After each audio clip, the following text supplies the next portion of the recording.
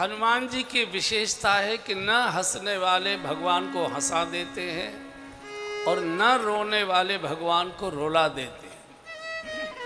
हम लोग जो कथावाचक है, जो रट कर लाए हैं, वो उगल देते हैं। आपको पसंद आए न आए, हम तो अपनी दक्षिणा ले और घर चले जाते हैं। लेकिन हनुमान जी ऐसे कथावाचक है कि किसको कौन सी कथा सूट करती है, किसको कौन सी कथा सुनाई जाए, वही कथा सुनाते हैं हनुमान जी। ऐसे दिव्य कथावाचक है। सीता जी चिता बनाकर अशोक वाटिका में अशोक वृक्ष के नीचे बैठी थी, तारागणों से अग्नि मांग रही थी, यानी जानकी जी जलने के लिए तैयार थी। तो हनुमान जी ने जानकी जी को भगवान श्री राम की ऐसी कथा सुनाई कि सुन सीता दुख रामचंद्र गुण बरने लागा, रामचंद्र गुण बरने लागा, रामचंद्र गुण बरने लागा, रामचंद्र गुण बरने लागा, सुनत ही सीता कर दुख भागा, सुनत ही सीता कर दुख भागा, रामचंद्र गुण बरने लागा। सीता जी दुख में डूबी थी, जलने के लिए तैयार बैठी थी। श्री हनुमान जी ने जानकी जी को भगवान की ऐसी कथा सुनाई कि सुन सीता दुख प्रभु सुख आएगा। नहीं, रामचंद्र गुण बरे नहीं लागा, सुनते ही सीता कर दुख भाग। जानकी जी का दुख भाग्य। कल भी मैंने निवेदन किया था, कथा दो ही काम करती है, हमारे जीवन के दुखों को सुला देती है और जीवन के सोए हुए सुखों को जगा देती है। बस कथा दो ही काम करती है। कथा सुनकर दुख सो जाते हैं, भाग जाते हैं और सुख जाग जाते हैं। अब यहाँ भगवान के पास हनुमान जी लंका से लौट कर आए। भगवान हंस रहे थे जब हनुमान जी कथा सुना रहे। हनुमान जी ने सोचा जब तक यहाँ भगवान हंसते रहेंगे तब तक मेरी माँ लंका में बैठी बैठी रोती रहेगी, इनको कैसे रुलाएं। तो हनुमान जी ने जानकी जी की भगवान को ऐसी करुण कथा सुनाई कि सुन सीता दुख प्रभु सुख आयना, सुन सीता दुख प्रभु सुख आयना, सुन सीता दुख प्रभु सुख आयना, सुन सीता दुख प्रभु सुख आयना, भरी आए जल राजीव नयना, भरी आए जल राजीव नयना, सुन सीता दुख। भक्ति की ऐसी करुण कथा सुनाई। जानकी जी भक्ति की प्रतीक है और भक्ति आज पापी की कैद में दुख भोग रही है और भगवान कहते हैं मैं तो भक्ति और भक्तों के लिए ही आता हूँ, मैं तो हूँ भक्तन को दास। तो हनुमान जी ने ऐसी करुण कथा सुनाई कि हंसने वाले भगवान हिलकी भर भर कर रोने लगे। जाते बेग द्रवों में भाई, सो मम भगति भगत सुखदाई। और रोते रोते भगवान खड़े हो गए। जामवन जी, सुग्रीव जी, अब किस बात की देरी करते हो, लंका पर चढ़ाई करो। हो अविलंब के ही कारण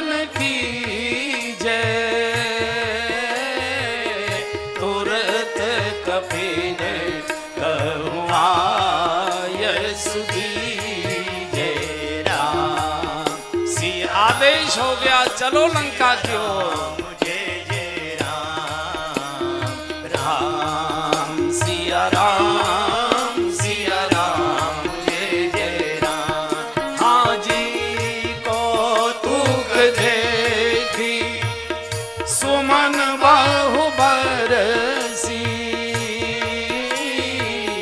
नभते भवन चले सुर हर्षि। राम सिया राम। देवता विमानों में बैठ बैठकर आकाश मंडल में छा गए, नगाड़े बजाने लगे, फूलों की वर्षा करने लगे। और उधर जानकी जी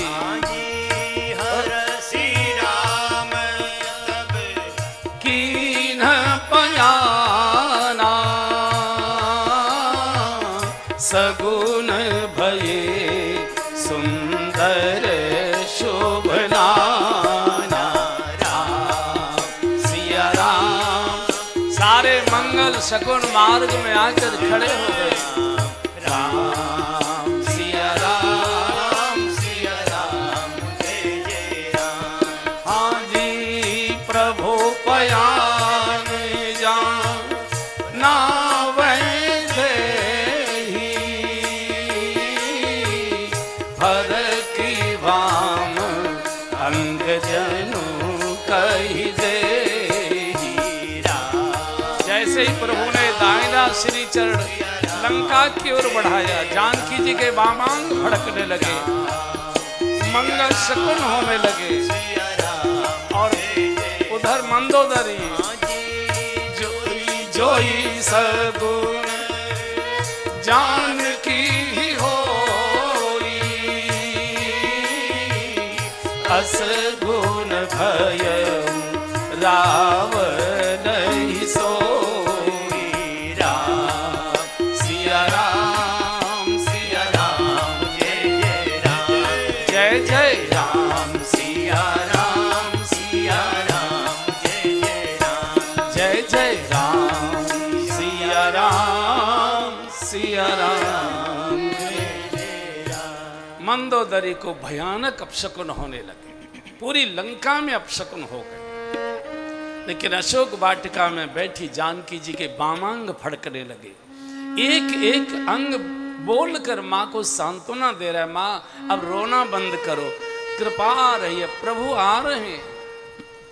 हर्ष राम तब कीन पयाना सगुन भय सुंदर शुभना।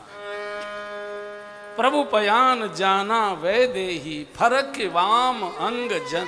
माताओं के वामांग फड़के शुभ माने जाते हैं, पुरुषों के दायांग फड़के शुभ माने जाते हैं। सेना चली सागर के किनारे, ओ धरती हिल रही है, पूरे ब्रह्मांडों में जैसे हलचल मच गई हो, क्या होने जा रहा है। चला कटक को बर नहीं पा रहा, कोई गिनती नहीं कर सकता है, कितने बानर कितने भालू, बस काला काला ही सारा क्षेत्र दिखाई दे रहा है। सागर के किनारे जाकर पड़ाव डाल दिया तो जो मछली पकड़ने वाले मछुआरे आते थे लंका के, उन्होंने देखा कि इतनी बड़ी फौज और छोर नहीं दिखाई दे रहा है। इन्होंने लौटकर पूरी लंका में शोर कर दिया। अब कोई बचेगा नहीं। घर घर में सुनकर चिंतित हो गए, इतनी बड़ी सेना आई है कि सब राक्षस तो छोटे पड़ जाएंगे उनके लिए, अगर उन्होंने चबाना शुरू कर दिया तो इतनी बड़ी सेना है कि सबको वो राक्षस मिलेंगे भी नहीं, सबको पहले ही खत्म कर देंगे, इतने बानर आए हुए। गोस्वामी जी ने लिखा है कि ओहा निशाचर रहे सशंका। गोस्वामी जी ने चैनल बदल दिया, लंका का चैनल लगा दिया। लंका में क्या चल रहा है? ओहा निशाचर रहे सशंका। जब ते जारी गयो कपिलंका। जब ते जारी गयो कपिलंका। निज निज ग्रह सब करहि विचारा, निज निज ग्रह सब करहि विचारा, नहीं निश्चय तुरे कीरे उबारा, नहीं निश्चय तुरे कीरे उबारा, नहीं निश्चय तुरे कीरे उबारा। जैसे लंका का चैनल गोस्वामी जी ने लगाया अपने कंप्यूटर पर, ओहो क्या दिखाई दे रहा, वहां निशाचर रहे सशंका, सब ऐसे बैठे रहते हैं, ऐसे बैठे थे, घुटने पकड़कर बैठे रहते, किसी का कुछ खाने को मन नहीं करता, रात को नींद नहीं आ रही, दिन में भूख नहीं लगी, निश्न नींद दिन अन्न न खाई, सबके मन में एक ही चिंता है। सेवक आया था, सारी लंका को जलाकर खाक कर गया, स्वामी आ रहा है, क्या होगा? अरे रावण तेरा सत्यानाश है, निज निज ग्रह सब करें विचारा, कोई कुछ काम नहीं करता। महिलाएं कहती हैं भोजन तैयार है, वो भाड़ में जाने दो, भूख नहीं लग रही है, सब वही दिखाई दे रहा है। हनुमान जी के मुक्के दिखाई दे रहे हैं, हनुमान जी की पूंछ दिखाई दे रही है, पछाड़ खाते राक्षस दिखाई दे रहा है। मैं 2 मिनट का समय इसमें लगाऊंगा। देखिए,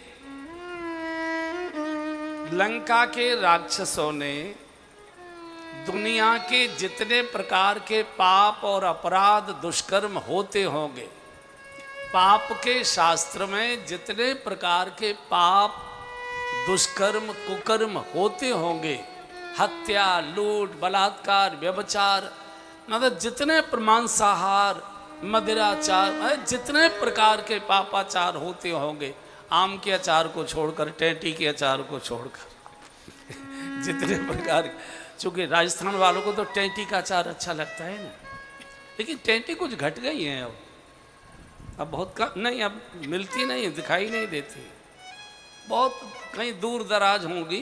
पहले हम लोग आते थे, इसी झुंझुनू में आए तो जगह जगह टेंटी के पेड़ दिखाई देते थे, अब नहीं दिखाई देते। तो टेंटी का नाम आते मुंह में पानी आ गया। टेंटी का अचार बहुत अच्छा लगता है। तो सारे राक्षस बैठकर यही चिंता में जो जहां बैठा है, कोई पार्क में, कोई नदी के किनारे, कोई घर के आंगन में, कोई छत पर, कोई पेड़ के नीचे, कोई कहीं बैठा है। सेवक आया था, सत्यानाश कर गया, स्वामी आएगा तो क्या हो। मैं यहां से निवेदन करूंगा, जितने प्रकार के पाप हो सकते हैं वो सब पाप इन्होंने राक्षसों ने किए। हत्या, बलात्कार, लूट, भ्रूण हत्या, ब्रह्म हत्या, गौ हत्या, जो कुछ हो सकता था ये सब करते थे। इसके बाद भी इनको अपनी मुक्ति की प्रार्थना करने अयोध्या नहीं आना पड़ा। अब तो अयोध्यानाथ को पैदल चलकर इन्हें मुक्ति प्रदान करने इनके घर पर जाना पड़ा, इनके द्वार पर जाना पड़ा। और हम सारे तीर्थों में मारे मारे घूमते हैं, फिर भी हमारा कहीं कल्याण नहीं होता। कारण क्या था? इस कारण को समझिए। राक्षस 24 घंटे भजन में डूबे रहते थे, जैसे हम लोग 24 घंटे भोजन में डूबे रहते हैं। माताएं सोएंगी पीछे, चिंता में डूब जाएं, कल क्या बनाना है, कल क्या बनाना। राक्षस 24, न उनको भूख लग रही है, न उनको नींद लग रही है, और जो जागता है वही भगवान को पाता है। जो जागत है सो पावत है, जो सोवत है सो खोवत है। ये 24 घंटे भजन में डूबे रहते। अब भजन क्या है ये समझ लीजिए, तो आपको अपने बारे में जानकारी हो जाएगी कि हम किस कक्षा के विद्यार्थी हैं, किस श्रेणी के विद्यार्थी। एक होती है प्राइमरी क्लास शिक्षा की, एक होती है जूनियर क्लास, एक होती है इंटर क्लास, और एक होती है डिग्री क्लास। 4 होते हैं ना। तो जो प्राइमरी क्लास है उसको कहते हैं पूजा, जो सेवा पूजा, ठाकुर जी की मूर्ति को नहलाना धुलाना सजाना, चंदन घिसरा, चंदन लगाना, वस्त्र पहनाना, श्रृंगार करना, ये बिल्कुल उपासना की प्राइमरी कक्षा है। प्राइमरी एकदम खेल तमाशा ही है। छोटे छोटे खिलौना जैसे ठाकुर जी ले लिए, खिलाए, नहलाए, पिलाए।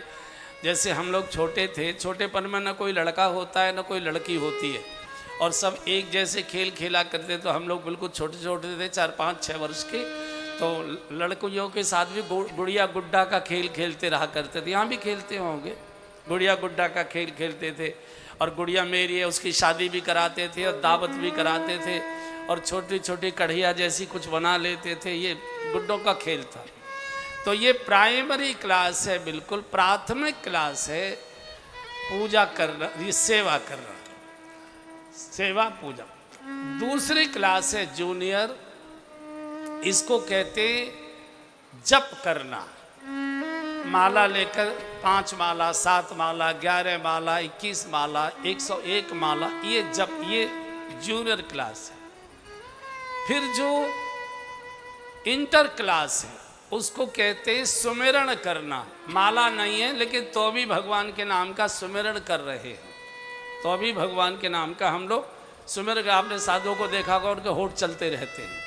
ये तीसरी के चौथी जो डिग्री है, जहाँ प्रमाण पत्र मिलता है, उसको कहते हैं भजन। भजन में न सेवा करता है, न पूजा करता है, न पाठ करता है, न माला जपता है। भजन कहते जहाँ बैठा है, जिस स्थिति में बैठा है, जिस परिस्थिति में बैठा है, जिस मनस्थिति में बैठा है, जिस अवस्था में बैठा है, जिस व्यवस्था में बैठा है, जहाँ भी बैठा खड़ा कुछ भी कर रहा है, उसे भगवान दिखाई दे रहे हैं, भगवान याद आ रहे हैं। अब मेरी बात मैं आसान और कर रहा हूँ।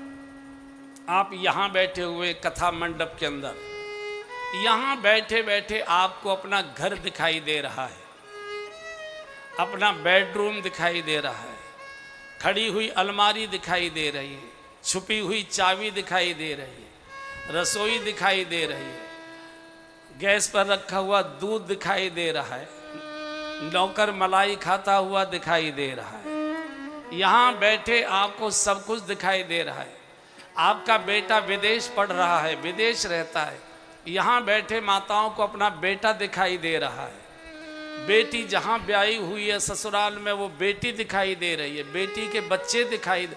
यहाँ बैठे आपको सब कुछ दिखाई दे रहा है, और बड़ा साफ साफ दिखाई दे रहा है। बस इतना ही अंतर है भजन का, कि जैसे पूजा घर में बैठे, कथा में बैठे हमको सारा संसार दिखाई देता है, ऐसे ही घर परिवार में बैठे भगवान की लीलाएं दिखाई देने लग जाएं, इसी को भजन कहते हैं, और भजन कुछ नहीं, इसी को भजन।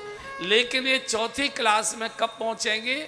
जब आप केजी पास करेंगे, प्राइमरी पास करेंगे, जूनियर पास करेंगे, इंटर कॉलेज पास करेंगे, तब आप डिग्री लिख के अधिकारी होंगे। तो सेवा पूजा करना, ठाकुर जी को नहलाना, बच्चों का सा खेल खिलौना करना, ये आवश्यक है। परमहंस अवस्था में जीने वाले महात्मा भी ठाकुर जी के साथ उसी प्रकार का खेल करते हैं जैसे बच्चे गुड़िया गुड्डा के साथ करते हैं। उनको नहलाना, उनको धुलाना, उनसे बातें करना, उनको सजाना, उनको तिलक लगाना, उनको पोशाक पहनाना, फिर उनको पाठ सुनाना, फिर उनके नाम की माला जपना। फिर ऐसी स्थिति आती है कि माला जपो मत जपो, सब हमको याद दिखाई देने लगता है। जैसे आपको अपना घर परिवार, बाल बच्चे, छोटे बड़े, अरे नानी तक के सब दिखाई दे रहे हैं आपको। जिसको कहो वही, बहन जी सूरत से आई हैं, इनको वहाँ से आई हैं, बम्बई से आई हैं, तो इनको अपना बम्बई का फ्लैट दिखाई दे रहा है। सब चीज, एक एक चीज़ दिखाई दे रही है घर की, जहाँ जहाँ संभाल के रख कर आए थे। तो ये जो राक्षस थे, ये बेचारे कोई पूजा पाठ नहीं कर, लेकिन जहाँ बैठे निज निज गृह सब करहि विचारा, निज निज गृह सब करहि विचारा, निज निज गृह सब करहि विचारा, निज निज गृह सब करहि विचारा, निश्चर कुल की रे उबारा, नहीं निश्चर कुल के उबारा, नहीं निश्चर। ये चारों कक्षाएं पास करनी पड़ेगी। ठाकुर जी की भी सेवा खुद ही करनी पड़ेगी। अब कह सकते हैं हमारे शरीर की स्थिति नहीं है, घुटने काम नहीं करते, बैठा नहीं जाता, ऐसा है तो इसलिए हमने पंडित जी को रखा हुआ है। तो पंडित जी सेवा पूजा कर रहे हैं। देखो भैया, आया बच्चे को खिलाए गोद में लेकर और माँ बच्चे को खिलाए गोद में लेकर, दोनों में अंतर होता है। दोनों में जमीन आसमान का अंतर होता है। बालक आया की छाती से नहीं चिपकता, मम्मी की छाती से चिपकता है। आया ने तो रोया तो दे गए कि रो बहुत रहे हैं को बरसा। माँ तो कितने प्रकार से ले करके उसको चुप करेगी, खिलाएगी। ये ठीक है कि पंडित जी सेवा पूजा करते हैं, लेकिन जितनी देर पंडित जी सेवा पूजा कर रहे हैं उतनी देर सोफा बिछाकर, मूढ़ा बिछाकर, पीढ़ा बिछाकर, चौकी बिछाकर बैठकर उस सेवा पूजा का दर्शन तो कर सकते हैं। उतनी देर बैठ तो सकते हैं। मन में तो ये दुख व्यक्त कर सकते, प्रभु चाहती तो मैं हूँ कि मैं अपने हाथ से करूँ, क्या बताऊँ, बुढ़ापा आ गया, शरीर काम नहीं करता, मेरा बड़ा मन करता है कि आपकी सेवा स्वयं करूँ। भगवान ही स्वप्न में कह देंगे चिंता मत करो, तुम मेरे पास बैठ जाया करो, मुझे इसी से संतोष हो जाया करता है।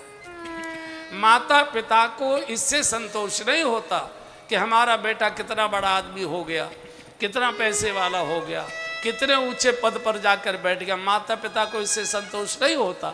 माता पिता को संतोष तब होता है जब उनका बेटा माता पिता के पास आकर थोड़ी देर बैठता है, तब उनको संतोष होता। कोई कहे साहब आपके लड़के ने कमाल कर दिया, इस शहर में इतना बड़ा कोई नहीं है जितना बड़ा काम आपके बेट कर दिए हो। भैया हमें तो मालूम ना है, हमारे पास तो कभी उठे बैठे ना है, हमें तो कभी सवाल है। तो माता पिता किलसते रहते हैं। बंधु और बहनों, जो पूजा घर में बैठा है वो कौन है? मातु पिता तुम मेरे, शरण गहू मैं किसकी, स्वामी शरण गहू मैं किसकी, तुम बिन और न दूजा, प्रभु बिन और न दूजा, आस करूं मैं जिसकी, हरि ओम जय जगदीश। इसलिए पिछले 3 दिनों से मैं निवेदन कर रहा हूं, मत बैठो, मत पाठ सुनाओ, मत कुछ करो, लेकिन घर से बाहर जाते समय भगवान को प्रणाम करके जाओ। लौट कर आओ तो आकर भगवान को प्रणाम करो, वो इतने से ही राजी हो जाएगा। प्रणतक क्लेश नाशाय गोविंदाय नमो नमः। भगवान प्रणाम करने से ही सारे क्लेशों को दूर कर दिया करते। हम पर दुनिया के पास बैठने को, गप्पे मारने को टाइम है, भगवान के पास टाइम ही नहीं मिलता। टाइम कौन ले गया? टाइम सबके पास 24 घंटे का है। हमारी प्राथमिकता क्या है, हमारे मन में भगवान का स्थान क्या है, इस पर निर्भर करता है। जैसे बिना देखे बच्चे को माँ की हालत खराब हो जाती है, जगन गया हो, टट्टी न कर दी हो, रो न रहा हो, बार बार बच्चे की ओर जाती है। आखिर जो हमारे घर में अलमारी में कैद है वो भी तो किसी का बच्चा है कि नहीं है? यशोदा ने कितने लाड़ प्यार से पाला होगा, आप कल्पना कर सकती हैं। और उसके पास एक बार भी हमको राजी खुशी पूछने का समय नहीं है। ये राक्षसों ने मार्गदर्शन दिया है। जो जहां बैठा था उनको या तो भगवान दिखाई देते थे धनुष बाण लिए हुए, या हनुमान जी दिखाई देते थे पूंछ में लपेटकर पछाड़ कर मारते हुए। और जो अंतर मन से, मन हमारा जहां होता है, तन की यात्रा चिता तक रहती है। तन चिता से आगे नहीं जाता। शुभ कार्य करे तो भी और अशुभ कार्य करे तो भी उसकी यात्रा चिता तक है। मन हमारा हर जन्म में जाता है, मन कभी बदलता नहीं है। जैसा भी मन है, मन हमारा साथ जाएगा। जैसे हवाई जहाज गिर जाए पूरा जल जाता है हवाई जहाज, लेकिन तो भी ब्लैक बॉक्स उस पर सुरक्षित रहता है। उसी से पता लगाते हैं कि जहाज में गड़बड़ क्या हुई थी। ये जो मन है ये हमारा ब्लैक बॉक्स है। शरीर बदल जाएगा लेकिन यही मन अगले जन्म में दूसरे शरीर में प्रवेश कर जाएगा, मन नहीं बदलता। इसलिए मन हमारा शुभ रहे, इसके लिए फिर भगवान की चर्चा सुनना कानों से, भगवान की बातें करना होठों से, भगवान की लीलाएं पढ़ना आँखों से, भगवान की सेवा पूजा करना हाथों से, भगवान के तीर्थों की यात्रा करना पैरों से, अपने हाथ से जैसे माँ बच्चे को खिलाती है, ले ले ले बेटा एक ज ऐसे ही भोग लगाना, मिन्नतें करना, प्रभु पाओ लो, प्रभु पाओ, प्रभु पाओ, तो धीरे धीरे धीरे धीरे वो आपके मन में समा जाएंगे। अभी याद करने पड़ते हैं, फिर भुलाने के लिए आपको कोशिश करनी पड़ेगी।